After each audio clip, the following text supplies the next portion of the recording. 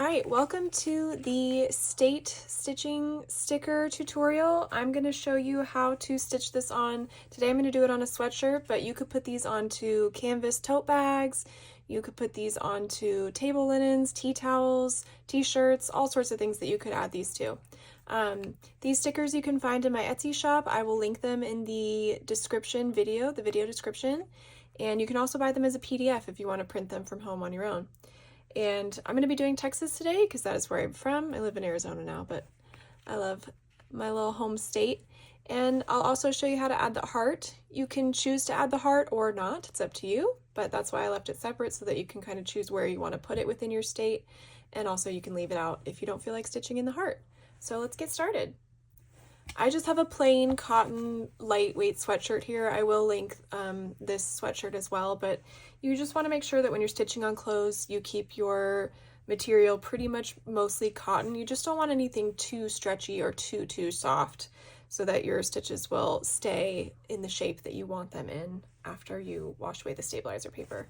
I am going to use a hoop today. This is a 6-inch hoop. You don't have to use a hoop. You can stitch without, but it'll definitely make it easier for me to show you how to do everything by using this hoop. And if you're newer to embroidery, I do recommend it if you're able to, just because it helps keep everything a little bit tighter, which makes your stitching a little bit easier. And then I'm going to be using a size 22 chenille needle. And I'm also going to be using a size 5 DMC embroidery needle. This one has a little bit of a larger eye when we use 6 strands, and then this one we'll use for some of the other parts of this. This is a quick and simple tutorial, so let's get started. Okay, so to start, I'm just going to go ahead and get my hoop around the area that I want the sticker to go. So if I want the sticker to kind of go right here on the right side, I'm just going to go ahead and put the inner ring into the inside of this sweatshirt. Just sort of move it around until I get it where I want it. And then you can go ahead and place the outer ring on top of it, like so. Go ahead and tighten the screw a little bit. With clothing, you do want to pull tight, but do just be careful. You don't want to stretch out your fabric too much. But with these cotton sweatshirts or cotton tees, they hold up pretty well within a hoop, so I don't have to worry too much about that.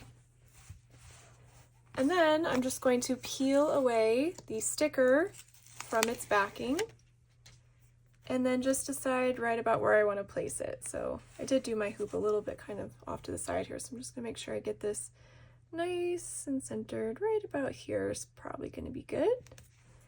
And then just press it down. We'll put the heart on in a little bit. I'm going to show you how I do the outline first.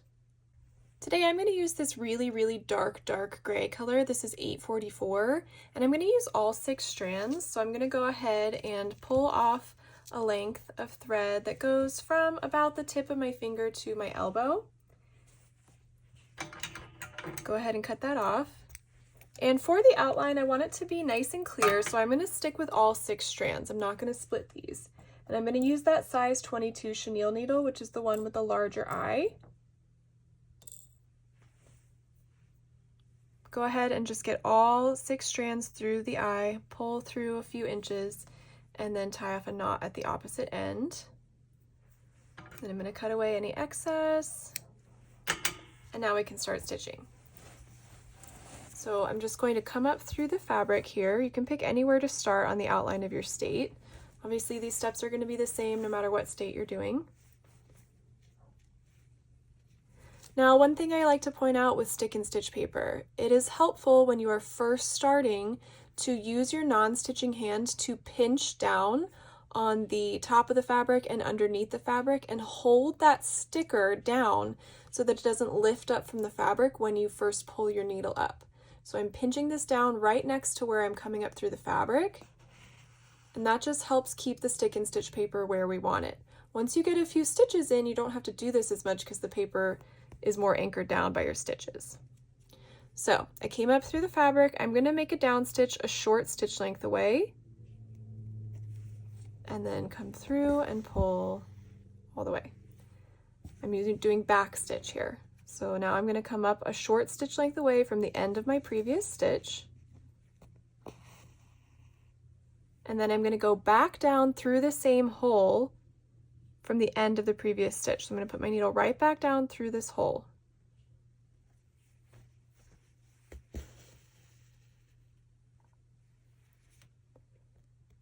And I'm going to come up a short stitch length away,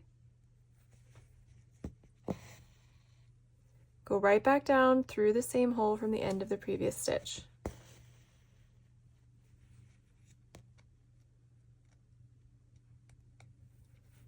Come up a short stitch length away, go right back down through the same hole from the end of the previous stitch.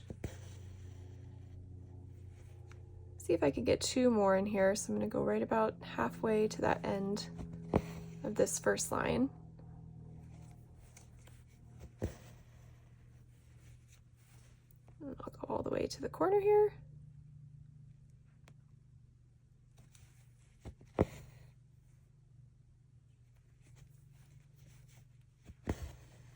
And now you'll just start going down the next line. So I'll come up a stitch length away here and go back down through the end of the previous stitch. And you're going to continue that until you have the whole state outlined. When you come to the end of your thread, you can just tie off a knot in the back. You're going to run your needle underneath a nearby stitch, leave a little loop out, and then pull your needle through that loop and pull tight. And you can do that a couple of times just to make sure it's nice and secure, especially on clothing. And then I'm just going to go ahead and cut off the excess there, grab 6 more strands of 844 and continue with my outline. Okay, I finished the outline, and you could leave it like this. I personally love the kind of hand stitch look that back stitch gives, but if you want it to be smoother, I'm going to show you how to do whipped back stitch. For this, I'm going to go ahead and switch to just 3 strands of 844. So I'm going to split the threads down the middle. There's 6 total strands, and I'm going to grab just 3 of them. Right, so I've got 3. And now I'm going to switch to that needle that has the smaller eye. That's the size 5 DMC embroidery needle. Go ahead and get your threads through there. Tie off a knot at the opposite end. And let's do some whipped back stitch just to smooth this out if you want it to look a little bit smoother. So for whipped back stitch, you're going to come up through the fabric. Doesn't matter, again, doesn't matter where you start. And you're going to push your needle underneath that first stitch that you want to go through. Doesn't matter which side you start from, but you are going to be consistent with it. So choose whichever one feels more comfortable to you. So I'm going to push my needle through and pull that thread through. Then I'm going to come back to that same side that I started from, push my needle underneath the next stitch and pull it through. Then come back to the same side. We always want to start from the same side and pull it through. And we're going to continue that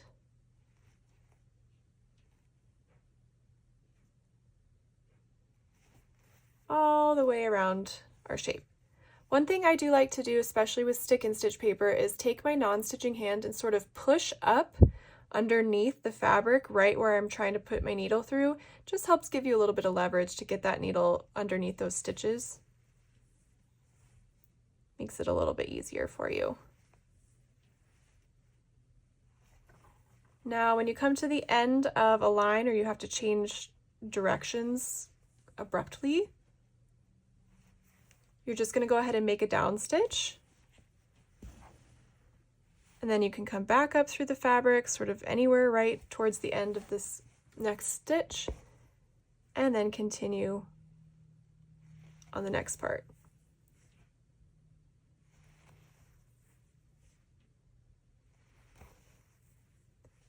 And I'm just going to work my way all the way around this shape, and then I'll show you how to do the heart if you want to do the heart next. Okay, if you want to add the heart, you're just going to peel it away from its backing, pick where you want to add it within your state, or you could add it on the outside. I'm from Central Texas, so I'm going to just put mine right about there in the center. And then I'm going to use the color 301 for this heart. You can use any color you want. I would recommend using 3 strands.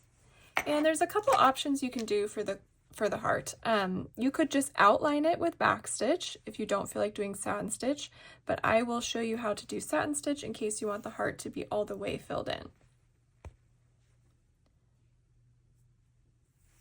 All right, so I'm going to tie off a knot here,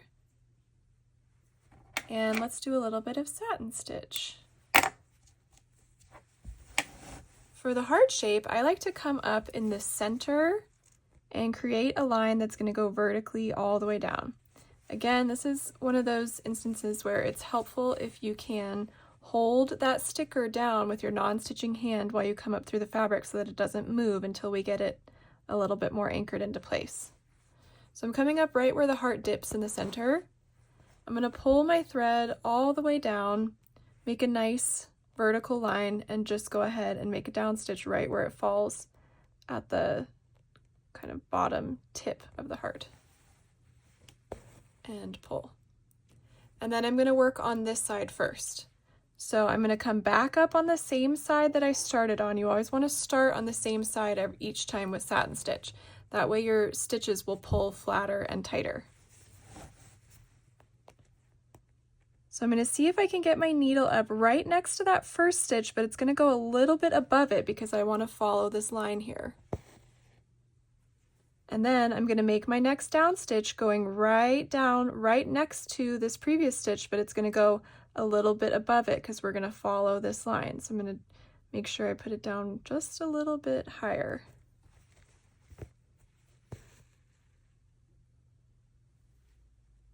And then I'll repeat that. I'm going to come up a little bit higher for this next stitch. It's a little bit too high.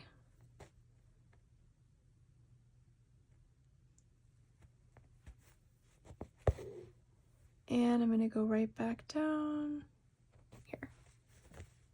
I'm going to come up a little bit higher for this next stitch right here.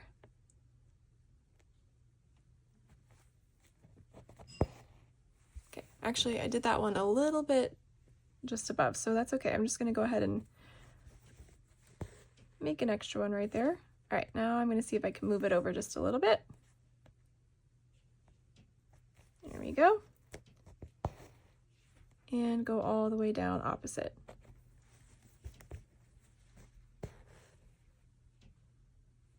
And you're going to continue until you get the whole first half of the heart filled in.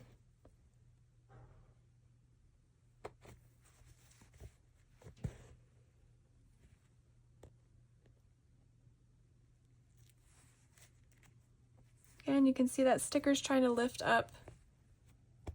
So just kind of hold it down till you get your needle up and through it, and then you'll anchor it down once you make enough stitches.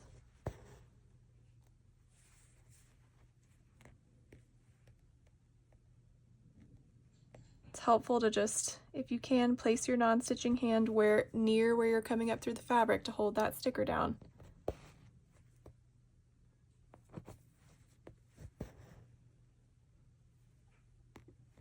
I'm going to do one more right in the middle of these, just since there's a little bit of a gap.